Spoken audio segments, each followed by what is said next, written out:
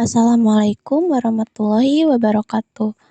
Perkenalkan, nama saya Nasari, mahasiswi dari Universitas Cyber Asia, Prodi Manajemen.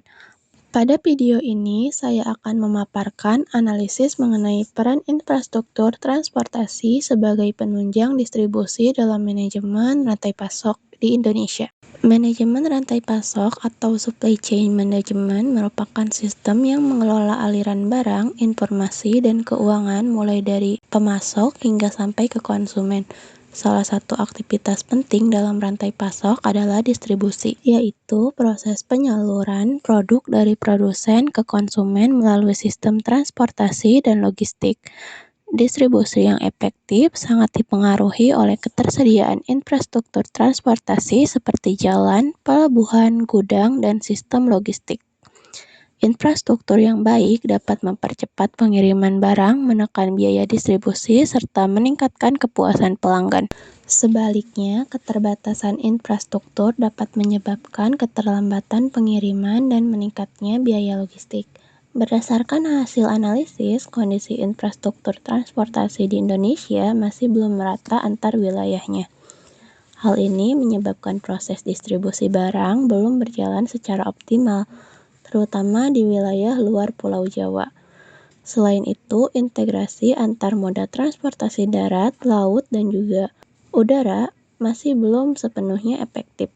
Dalam manajemen rantai pasok, distribusi dipengaruhi oleh beberapa faktor, seperti permintaan pelanggan, manajemen gudang, peran logistik pihak ketiga, serta gangguan eksternal bencana alam. Faktor-faktor tersebut menentukan kelancaran proses distribusi dan ketersediaan barang di pasar. Perusahaan perlu menyesuaikan strategi distribusi dengan kondisi infrastruktur yang ada. Pada wilayah dengan akses transportasi yang baik, perusahaan dapat fokus pada efisiensi biaya. Sedangkan pada wilayah dengan keterbatasan infrastruktur, perusahaan perlu meningkatkan persediaan dan strategi responsif agar distribusi tetap berjalan lancar.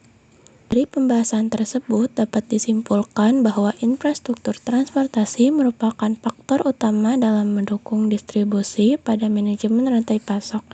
Infrastruktur yang memadai akan meningkatkan efisiensi distribusi, menekan biaya logistik, serta memperkuat daya saing perusahaan.